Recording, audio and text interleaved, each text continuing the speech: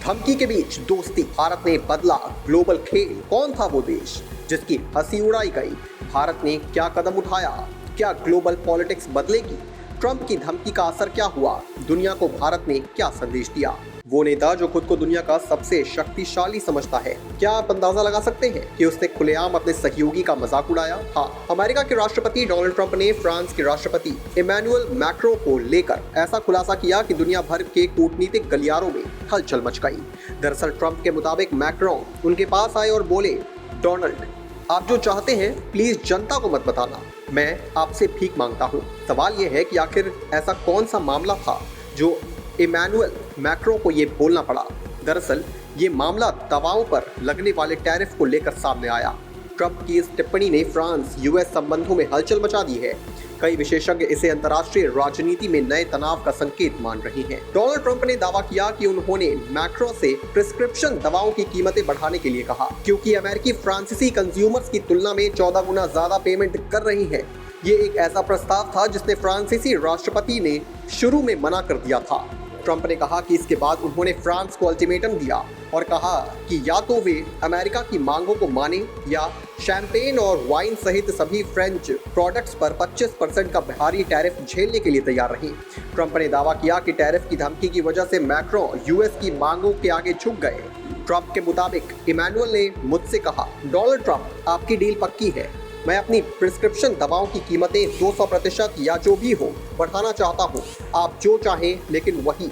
इसी बीच भारत के विदेश मंत्री एस जयशंकर फ्रांस के दौरे पर हैं और उन्होंने भी यहाँ ग्लोबल संदेश दिया है। तो सवाल ये है, क्या ग्लोबल पॉलिटिक्स में अब बदलाव आएगा?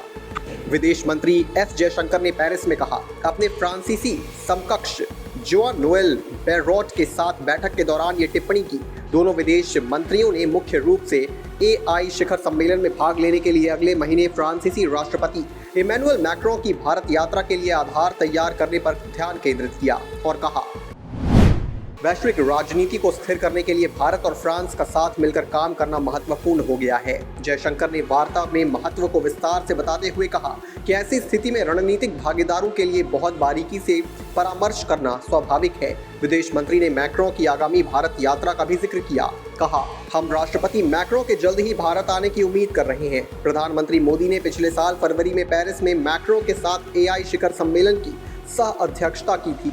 उन्होंने कहा, फ्रांस हमारे सबसे पुराने रणनीतिक साझेदारों में से एक है जो यूरोप में पहला है और मेरा मानना है कि हमारी निरंतर बातचीत उस रिश्ते को विकसित करने का एक महत्वपूर्ण हिस्सा है। अब सवाल ये है कि आखिर विदेश मंत्री जयशंकर यूरोप के दौरे पर क्यों हैं? इसका जवाब उन्होंने खुद दिया है। जयशंकर ने कहा कि भारत का मानना है कि यूरोप के साथ साथ संबंध और गहरे होने वाले हैं। साथ ही ये भी बताया कि यूरोप ग्लोबल पॉलिटिक्स में एक महत्वपूर्ण खिलाड़ी है।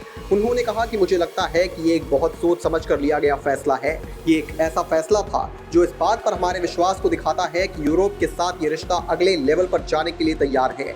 और जब मैं पीछे मुड़कर देखता हूँ तो पिछले कुछ हफ्तों में भी हमारे भारत में यूरोप से जुड़े मामलों, एफटीए यानी फ्री ट्रेड एग्रीमेंट, टेक्नोलॉजी के मुद्दों पर, सेमीकंडक्टर, रेलवे, डिफेंस और एविएशन पर चर्चा की गई है। ये सच में बहुत ही ठोस रिश्ता है और भी बहुत कुछ किया जा सकता है। लेकिन इसके अलावा मुझे लगता है कि आज ये एक बड़ी चर्चा की जरूरत है जो दुनिया को ग्लोबल ऑर्डर के बारे में करनी चाहिए। तो देखा आपने, मजाक और धमकी के बीच भारत ने दोस्ती का संदेश देकर ग्लोबल पॉलिटिक्स में नया मोड़ दिया। कूटनीति का ये कदम सिर्फ आज नहीं, आने वाले समय में भी देशों के रिश्तों को सुदृढ़ करने वाला साबित होगा। हमारी नजरें इस पर टिकी रहेंगी। Bureau report, RNTV national.